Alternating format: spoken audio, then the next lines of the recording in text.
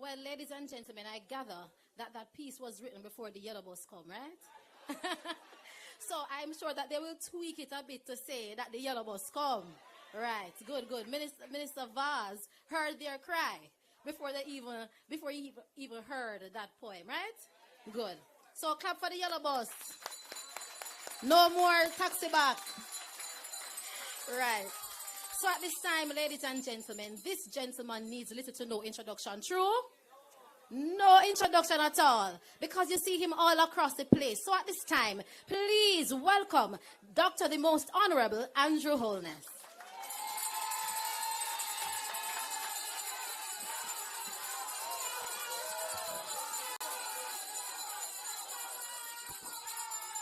Thank you very much, Dane, for your mastery of the ceremonies. We are gathered here to celebrate, to mark a major achievement. This is a civic function. This is a function for the entire Jamaica, and particularly for the people of Portland, because I preside over a government as Prime Minister, but I administer the government on behalf of all the people of Jamaica. Whether you voted for me or not, whether you're a part of my political organization or not, every Jamaican is served by the government I administer, served fairly, equally.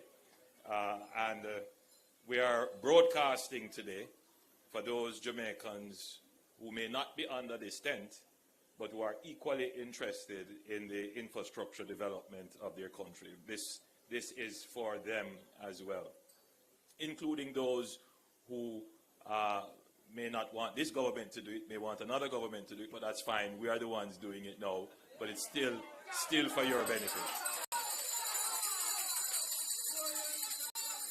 So I acknowledge all Jamaicans who are in this room, in this tent, under this tent with us. I like to say my government is a big tent. It finds space for everyone. Everyone is accommodated. Everyone is embraced. Everyone can feel that they have a place and a space. But I also want to acknowledge those persons who are watching us via the internet, being live streamed. So I make a special point of bigging up the people on TikTok, on Instagram, on Facebook, where we are streaming live, and in particular, the people on YouTube.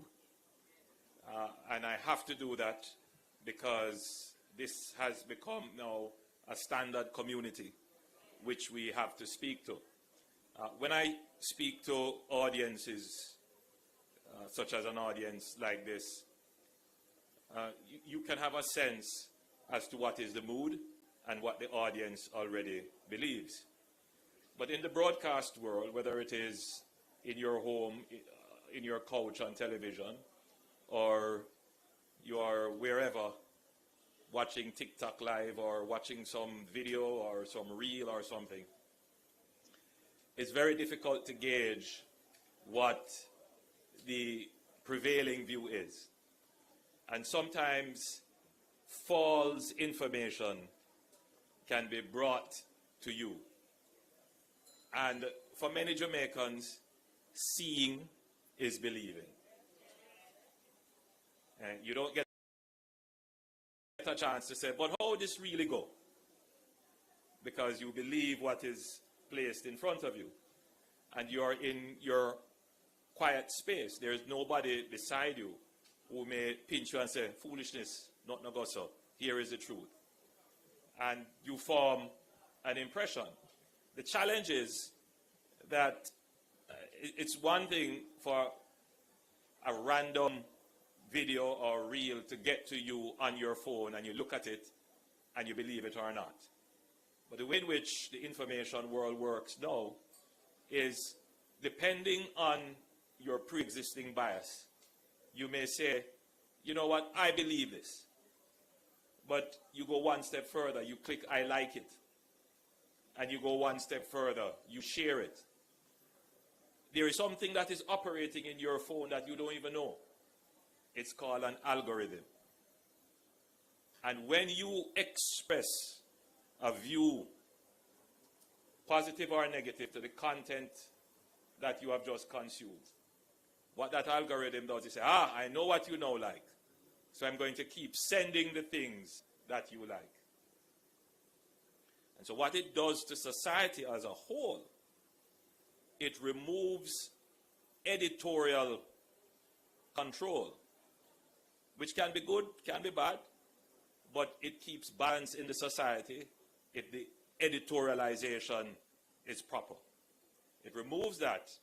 And what can happen is that persons who are not quite able to filter information or don't have broad knowledge to distinguish what is fact and what is fiction will end up getting caught in either a loop of fiction and end up with all kinds of perverse views of the society, believing lies and half-truths.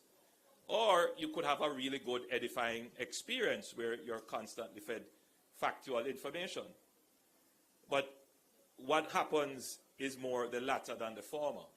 That a lot of people get caught in extreme positions, believing fake news, and developing perverse views.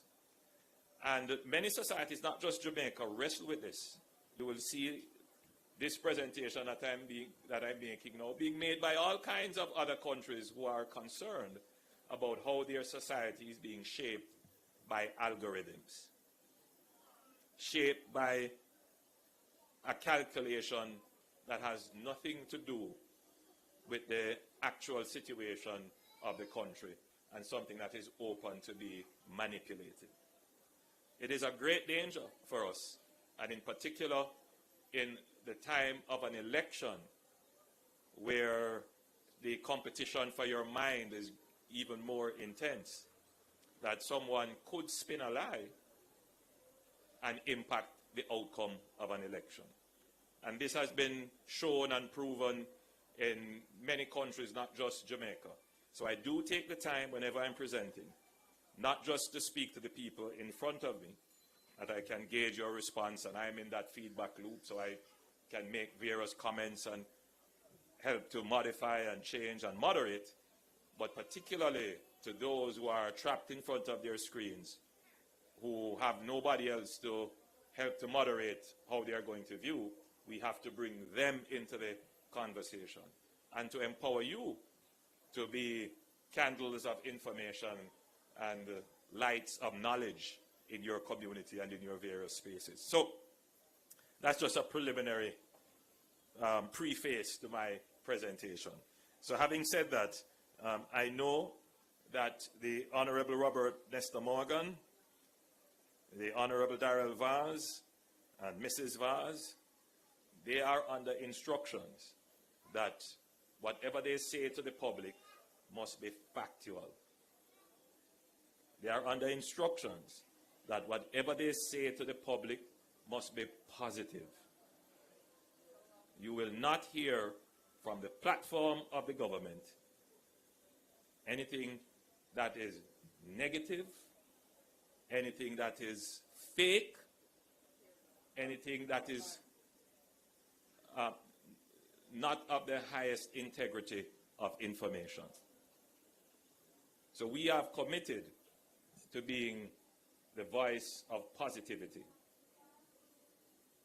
We are committed to be constructive in whatever we say. We are not going to rely on negativity, of tearing down people and focusing on the gutter.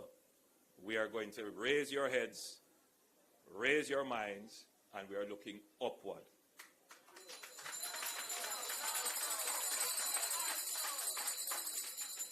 Let me also acknowledge our permanent secretary in the Ministry of Economic Growth and Job Creation, and the head of the National Works Agency, Mr. E.G. Hunter, a long-standing master civil servant.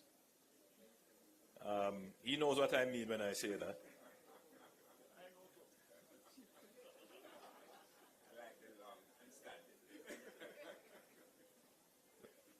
You know, there is a famous British comedy called Yes, Minister. I don't know if any of you ever watched that. But somehow, you know, E.G. reminds me of the main character in that.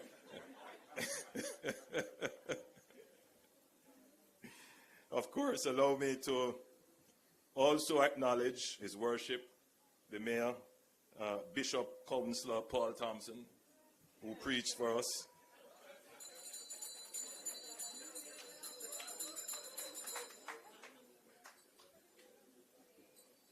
Certainly he will not overtake you, overseer, but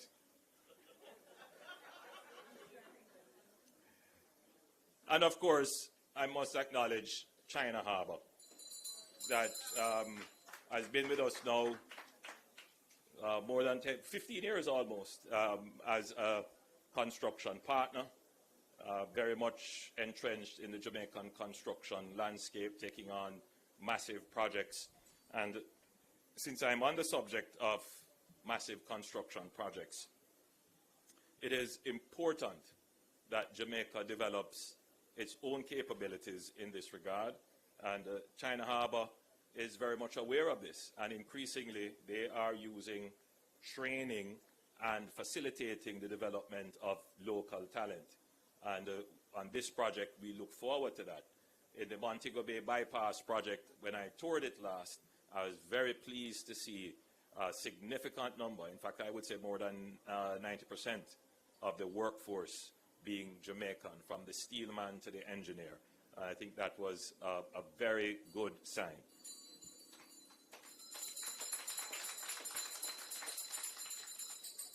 So allow me also to acknowledge other stakeholders from the community, our police, members of the church, and other members of civil society who are here.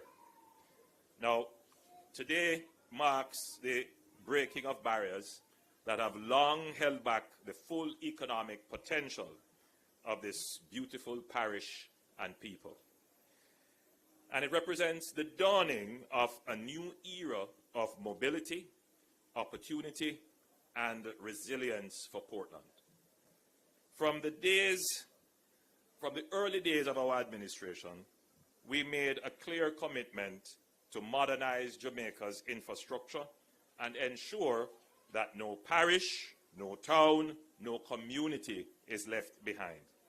The Port Antonio Bypass project is the latest expression of that commitment.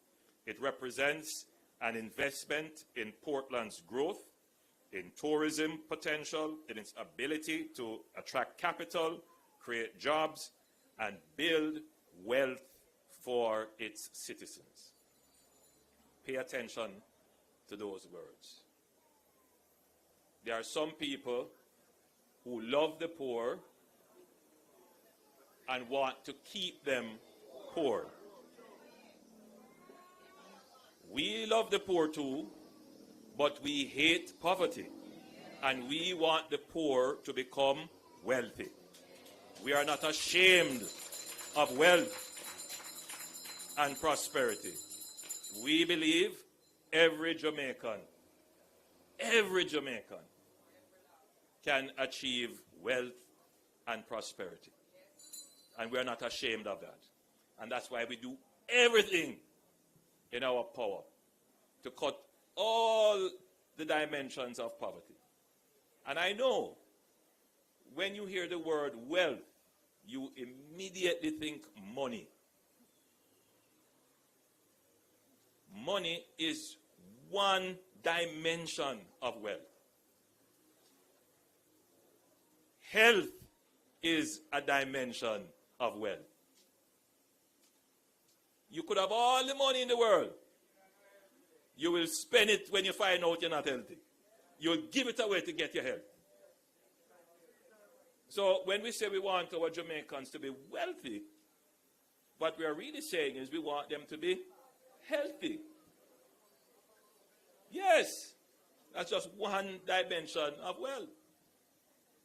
Mobility is another dimension of wealth.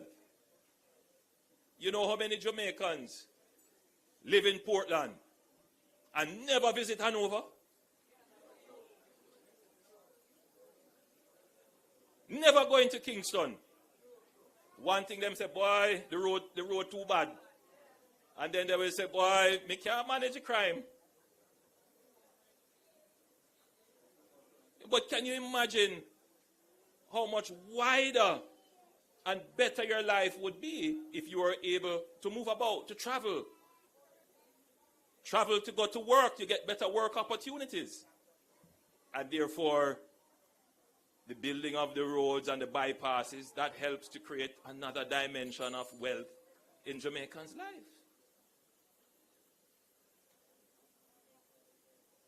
Purposeful employment.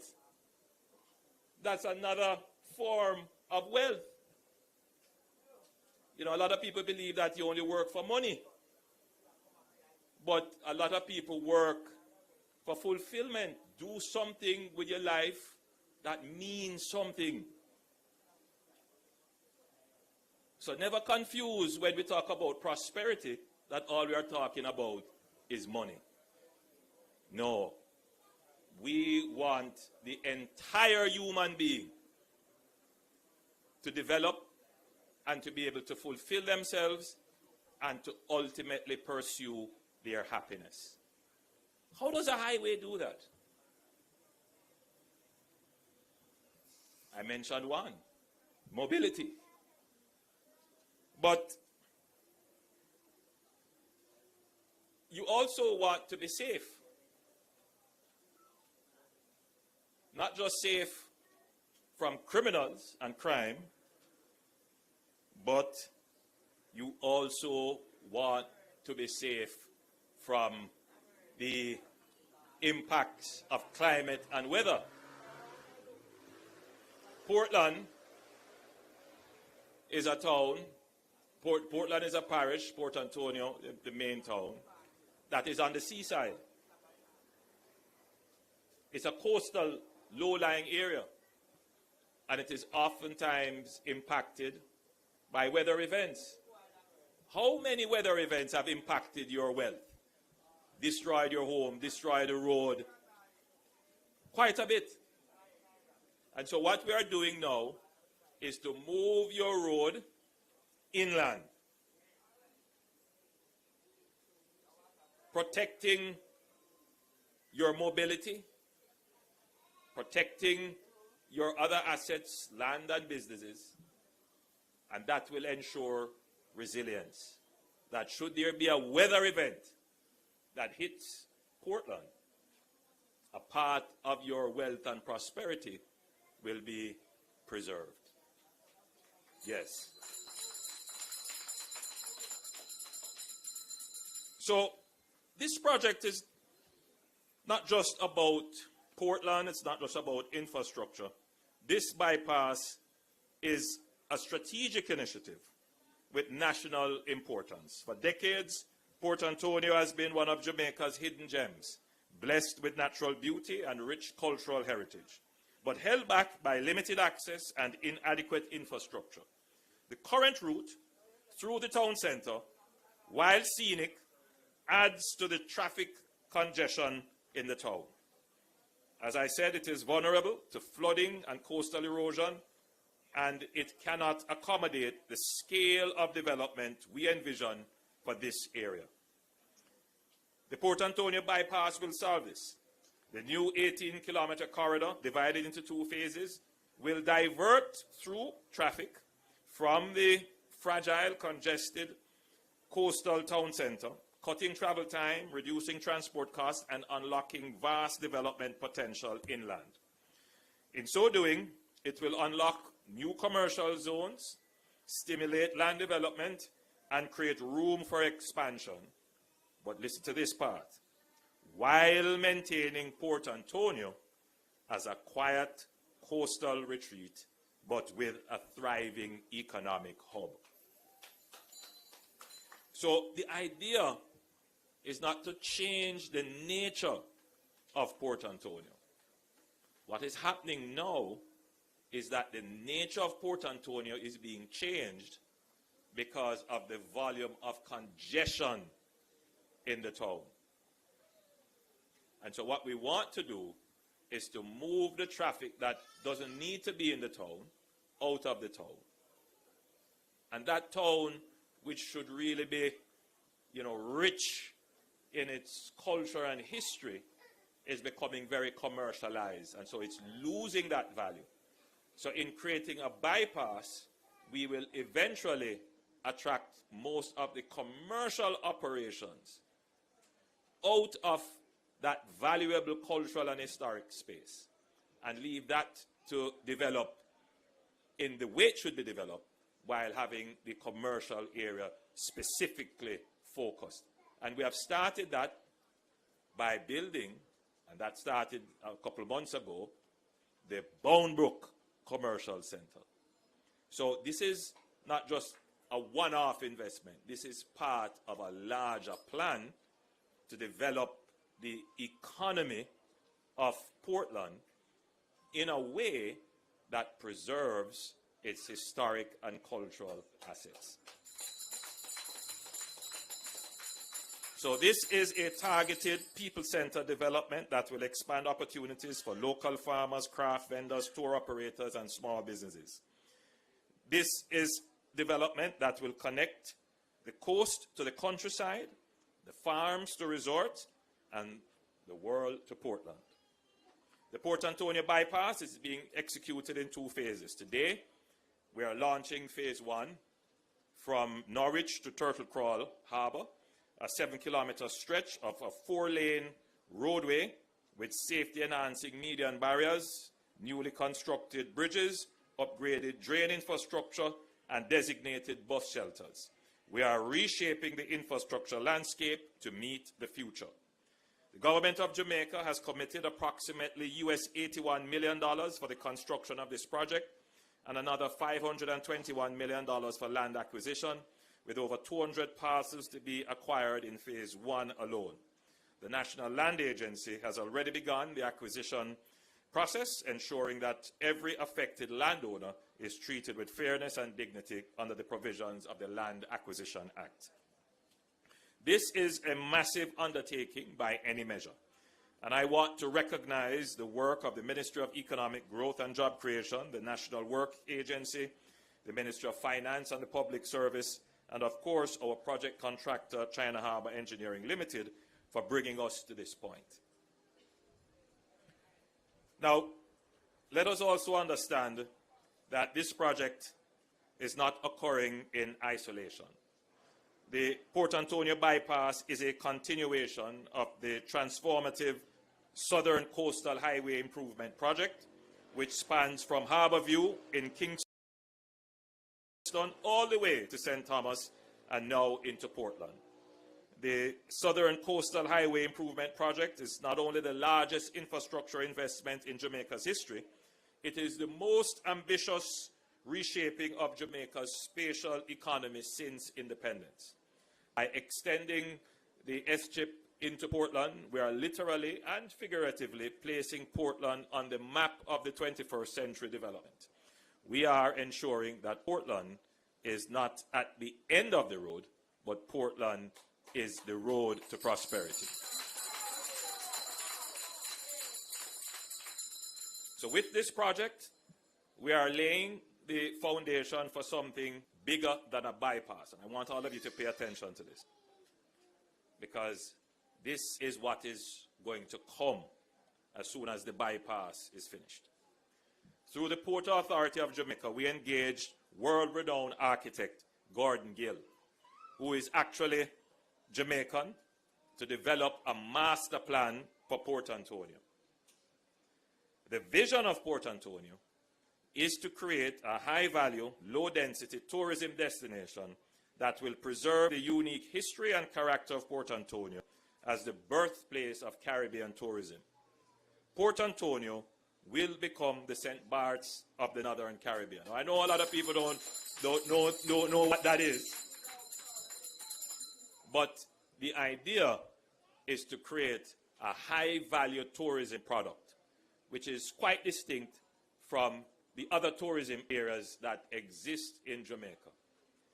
The strategy of the government, for all of you who are listening, you will hear me talk about the national economy and how the national economy is doing well. Now, people in their parish, in their towns might say, well, how does the national economy benefit my household economy? When I tell you that the debt, national debt is cut in half, you still have your loan to pay at the bank. You still have your hire purchase bill to pay. When I tell you that unemployment is cut in half, well, more than that, unemployment moved from 13.8% down to 3.5%. You might still see some unemployed youngsters in your community. When I tell you that, we have run the country so well that we have not asked you for any new taxes, and you are saying, but I'm still paying tax. So you might not reconcile what has happened in the economy, which is what is allowing me to stand here today to announce an $80 million project for this area, because that couldn't happen before. That's why it never happened before, because previous governments didn't run the economy well. They never had the money to do it. We ran the economy well, so we are using the dividends. So a part of our strategy is to create a local economy where your household is more tied into that local economy. And what is that local economy? That local economy would be the industries that are located close to you. Right now, some of you have to go to town to work. If you want health care, you have to go to town. If you want some government service, you have to go to town. So what we want to do is to create a local economy that employs you where you live, provides the services where you live. More of your taxes get spent because it's generated there, and you are vested in it. So you don't have to wait on, let's say, the national budget to deal with some of your local water. Your economy generates the revenues. And that's the strategy. So we are doing that in St. Thomas. We have built a nucleus, meaning a core area in which commerce can take place. And then from that, there are some other concentric areas that will connect to that. And so St. Thomas is going to have literally its own economy. It will have an industry in mining. It will have its urban center, and we are developing its tourism potential, and all of that will be underpinned by greater agriculture and fishing. For Portland, you are going to have similar high-value tourism product with a strong commercial urban center, agriculture and fishing, right? You will also have what I like to call cultural and history tourism as a value here as well. So you're going to have another strong economy. We're going to do the same thing for St. Mary. Ocho Rios already has an economy, and you can see Ocho Rios just rapidly expanding the number of houses because they have an economy there. Trelawney, we're going to focus there as well. We have 50 acres of land that we're going to be building a new town center there, helping the old town to be able to regulate itself, take the congestion out of the old town so that that can realize its true potential as well. St. James has a booming economy. And then we're going to go into Hanover, which we have started to map that out. We're going to put in a bypass and realign some roads there. We're going to do the same thing for Westmoreland. Every parish will have its local economy. So I want the people of Portland to understand what that local economy is going to look like. So the vision for Port Antonio is to create a high-value, low-density tourism destination, as I had said before, and to make this place the leading destination in the Caribbean. The key components of this master plan include a cruise ship terminal along the eastern belt of the East Harbor,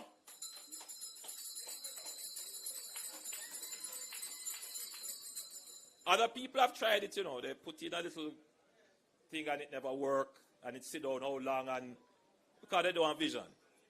They don't have vision. They just put a little thing there and believe that's how development come. They put a little marina and 1 and 2 boats come there. But to do this thing, you have to think big, you have to be able to invest, and you have to be able to attract people to come in. And so you notice we are very strategic. We are doing the things that are going to attract people to come in. So we're going to do the cruise ship terminal along the eastern belt of the East Harbor. We're going to do some high-end hotels and villas on the Folly lands. Enhancement of the lands currently used as a cricket field. We're going to create a multi-purpose sport and entertainment amphitheater there.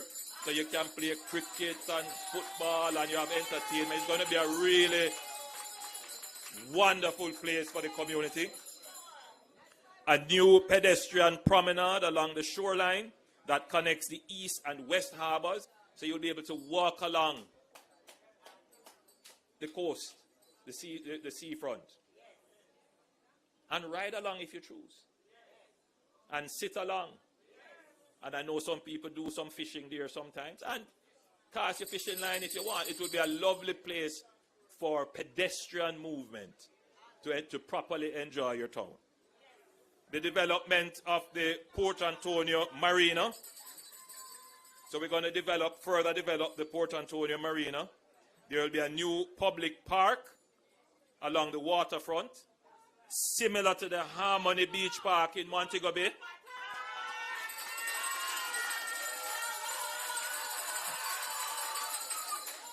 So Port Antonio will have its own beach park. Lovely. It will be lovely. By the way, the design work has already begun. We have already started the design work on these things. We will redevelop the Musgrave Market into the crown jewel in the Port Antonio waterfront experience. We're going to change what you consider a market into what a real market should be. Clean, spacious, orderly, where everybody can come, shop, eat, dine, make it into an experience. And then, of course, which we have already started, the Boundbrook Urban Center, which will be similar to the Morant Bay Urban Center. That's 148,000 square feet of purpose-built commercial space, and that will have a government center in it, and the municipal corporation will be housed there. Over 3,000 Jamaicans are expected to be employed by entities within this development. Importantly, Navia Island will be preserved as a nature ecotourism reserve as part of the ecological heritage of Portland and Jamaica. So I want you to imagine a Port Antonio that is welcoming boutique cruise ships without traffic congestion, a Boston Bay that draws in global food connoisseurs and local entrepreneurs alike, a parish where ecolodges, meaning community tourism and adventure tourism, flourishes alongside local farming and craft. This bypass allows us to begin reimagining the Port Antonio Center by diverting through traffic. We will create the space for a safer, more walkable, more livable town core. The urban renewal that will follow can finally reflect the charm, potential, and historical richness of the Port Antonio that we all wish for.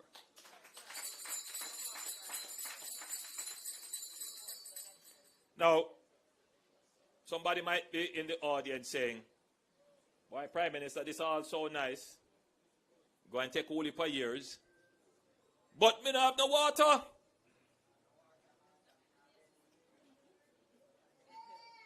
In other words, the high-level vision that sounds so good is always tempered by the immediate need. What is it that we need now? And there are those who will say, "No bother with this, give me the water now." And governments face this challenge: how to invest. Because we're seeing a little shower now.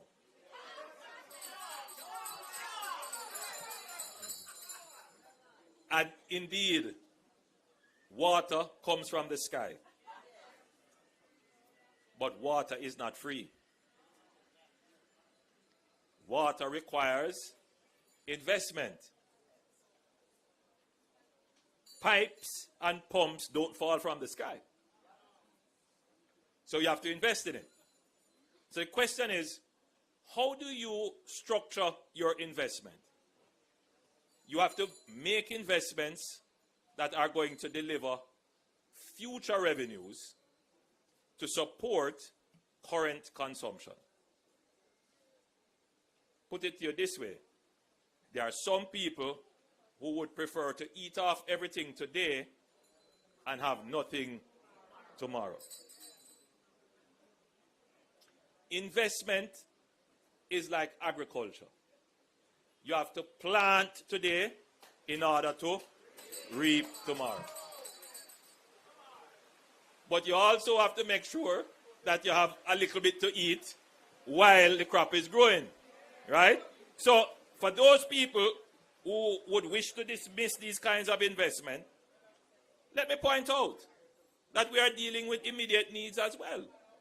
We are spending, for example, on a local lift station, $22 million to put in a lift station, which is basically a pumping station that will bring the water up to a level, put it in a storage tank so it can be gravity fed, and that will supply the craft market and Carter Park. So we're dealing with the water situation, but that's just a small one. We are going to spend, and the project is already underway, $3 billion from Upper Fellowship, going through all of Port Antonio, going up to Snow Hill, to replace and rehabilitate pumps, pipes, and a new plant for water to grants level. Right? That's a massive investment. $3 billion for water. So I want you to appreciate that the government is balancing the immediate needs with the long-term needs that will generate the revenues to deal with even more immediate needs.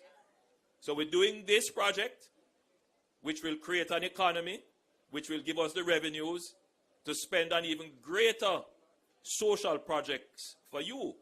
But we're not leaving you to die of thirst while the road is built. No, we get that, we understand that. And so we're doing both things at the same time. Both things at the same time.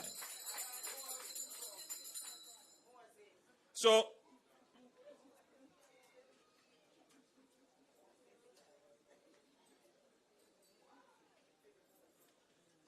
good roads and proper water supply don't fall from the sky. You need good government running a good economy to be able to deliver these benefits.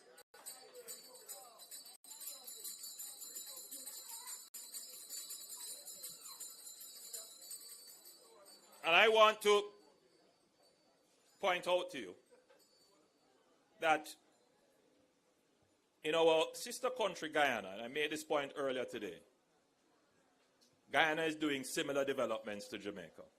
If you ever have the chance to go to Guyana, daily Guyana is changing, building massive highways and bridges and new buildings in Georgetown, their capital. The place is really transforming. And you know why that is happening? They have discovered oil. We weren't doing this, what we're doing here, 20 years ago, 15 years ago, 10 years ago. Why? But we are doing it now. Did we discover oil? What is the difference? What has changed? What did we discover in Jamaica? We discovered good government. Good government can deliver value as much as oil can. There are many countries that are rich in natural resources, but they have problems because of government. Government matters. Who administers your affairs matters. I get it. There are many Jamaicans who support governments like how they support football teams. Desmond McKenzie is a big supporter of Manchester United. I am a Liverpool fan. And I know when Liverpool won the Premiership, and I put up my Liverpool shirt, a lot of people were upset with me. That's how it is.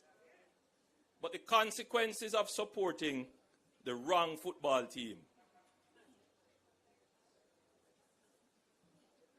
is neither here nor there. The consequence of supporting the wrong government. So I make the clear point to everyone listening that government matters. And there is a deliberate attempt by some to say that government doesn't matter, but yet they are saying, hey, let me be government. There are some who are saying the reduction in crime is not as a result of the government, but they are saying, hey, let me be government and I will even reduce the crime more. Which is it?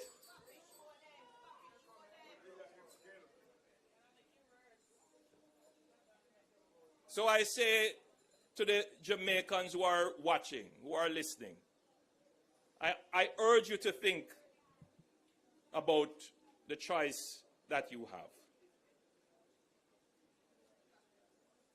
Elections are not about football teams. Don't believe that all of this is going to continue when you change government. Don't believe that all of this continues, because somehow, a different government will do the same thing we are doing.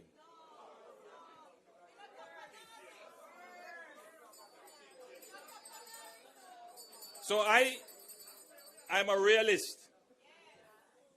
I know I've done a lot of work.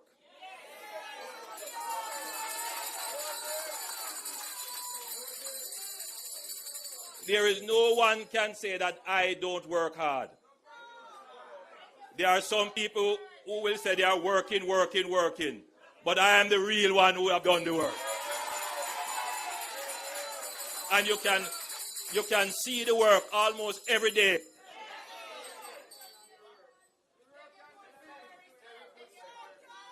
But there are those who are irrational.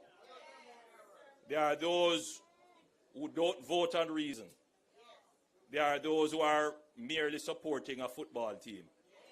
And you saw it. They gathered at Heroes Park and asked, why are you here?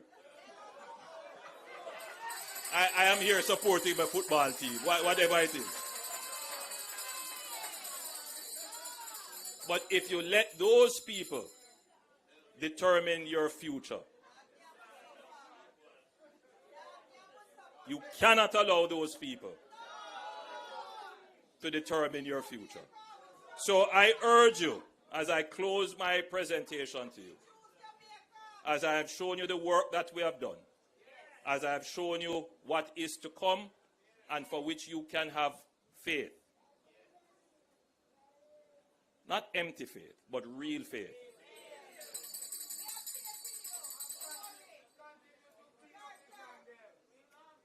Yeah. Because you know what faith is. Right? So it is the substance of the things that you have hoped for. The substance. So when you see this highway, when you see all of what we have said, it gives you the substance. But we also give you the evidence of it. When we show you the Morant Bay Urban Center, when we show you the South Coast Highway Improvement Project,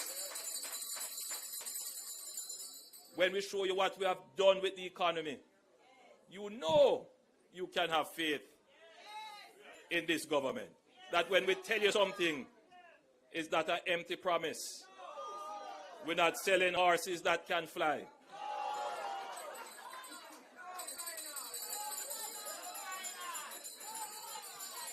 So, my friends gathered, and those on social media, and those watching on broadcasts and newscasts, I urge you to think carefully on the choice before you in our democracy, to look at the work that has been done and the commitment made for future work and development.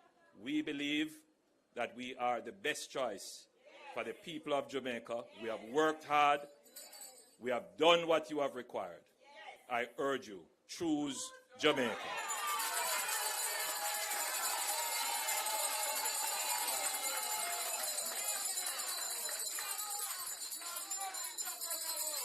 Thank you very much, Prime Minister.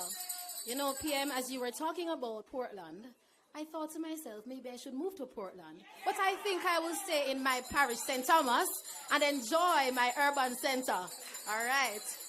So at this time, ladies and gentlemen, I'm going to invite, he's already on his feet. I'm going to invite the Honorable Darrell Vaz to move the vote of thanks.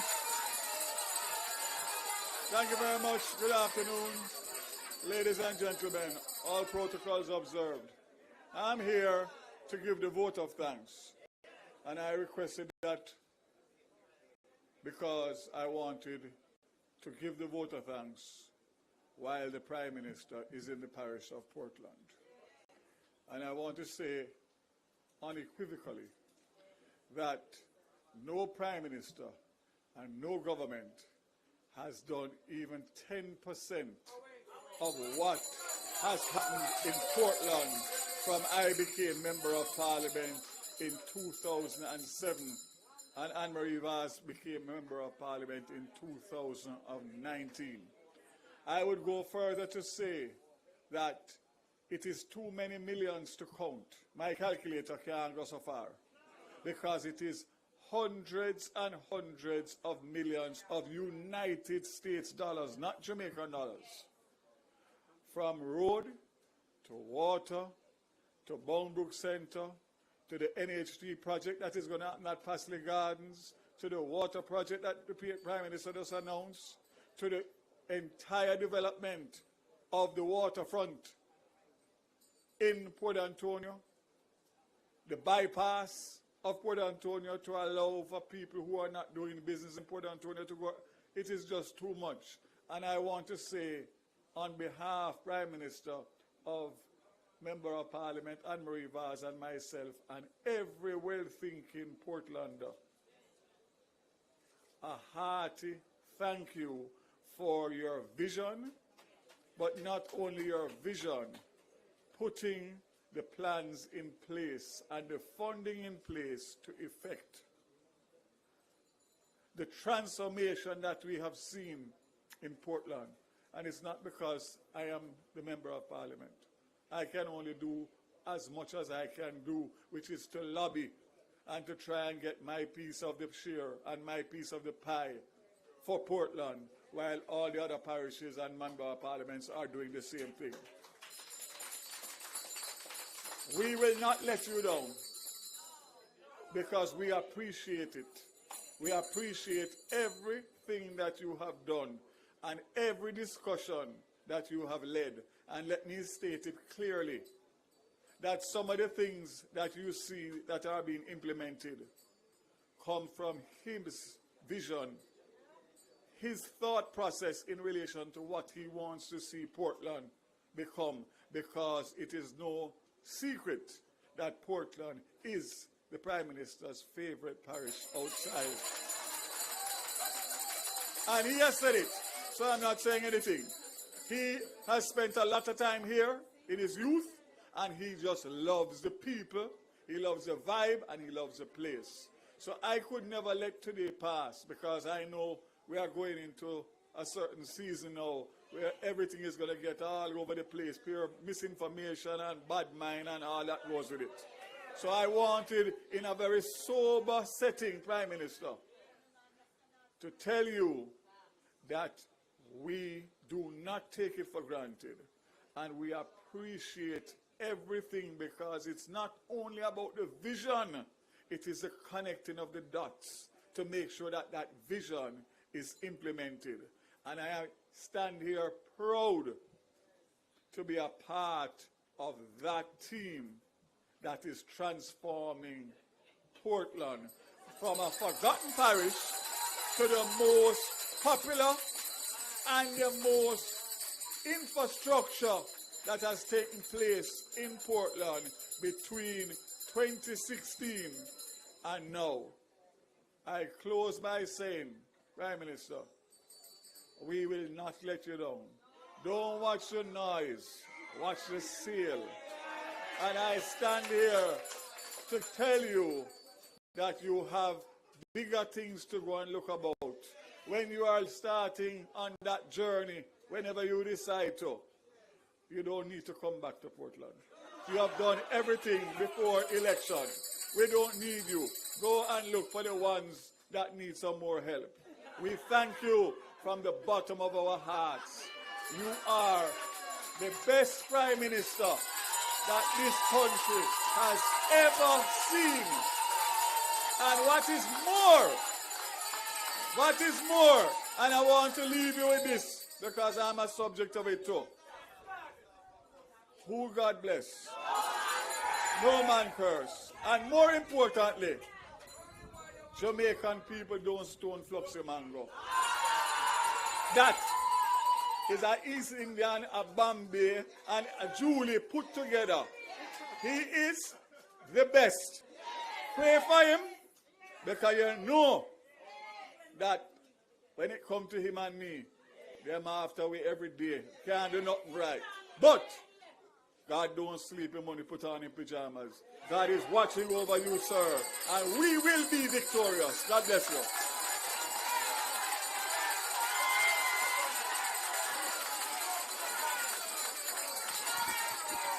And let me say it, repeat it. Representation matters. Your government matters. Choose Jamaica. Thank you all. Thank you very much, Minister Vaz and MP Vaz. So at this time, ladies and gentlemen, we're at that point where we actually get to break the ground. Are you excited? Yeah. I'm excited because the work begins now.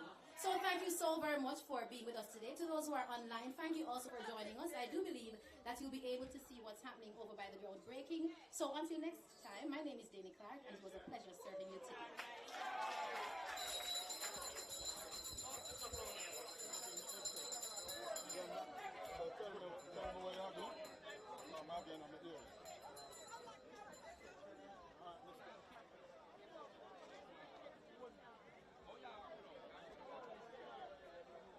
Andrew, come on early for come back. Sorry for today. Our place. Hey, is that piece of white? Go in front of it. Go small. Oh, you go in front of that. You want to go in front of that? I can go beside you. Yo. Andrew? Yeah. Yeah, go for it. No, don't go in. Don't come in front of me. No, me know, me I said. Yeah, you can come to me. Come to me. Come to me.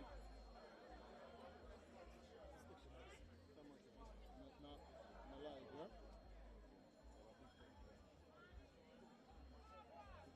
Who are focused? I don't have one. Tell him can come to me and show him now. I'm not moving. No. Hello, mommy. You don't want me front of camera, yeah? Oh, Jesus Christ, I haven't seen you in so long.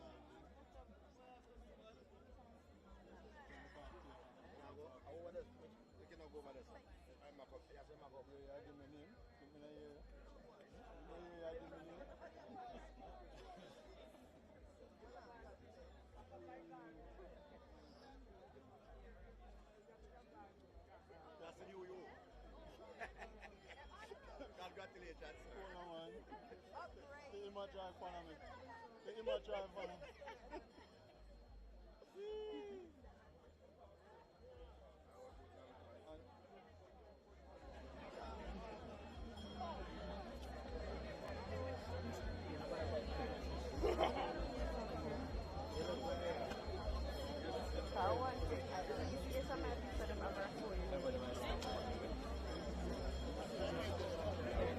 Go, try and make it work. Andrew? Yeah, so you know, look on the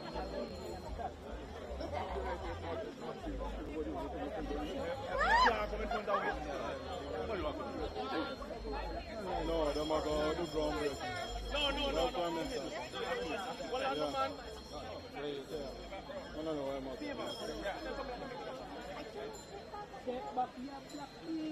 You've been here for the past.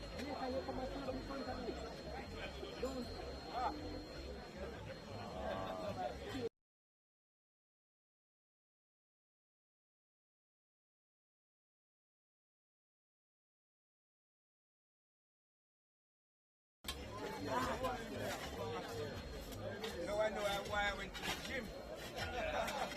So why didn't you come over and go to that side? No idea.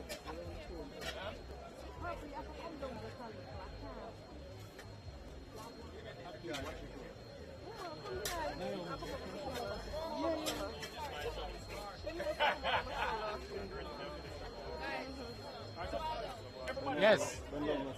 No, that's good. Yes, it's fine. Everybody look up. All right. Got to turn to the right. After 3. Everybody, no, come on. Come on. Turn over a little more, yeah. Hold on a little more. 6 o'clock, yeah. And then 6:30, yeah. I made the biggest joke. Good. All right. And then we're going to turn after 3. 1, 2, 3, turn. One more time. Yeah, don't come up yet. Go back down.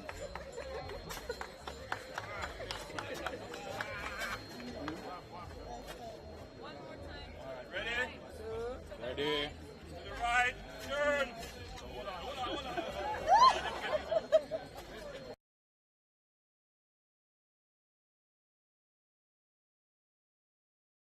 All right. After 3, turn. Come on already. That's it. Them still ready. And they're done? Come on, they're gone to the page.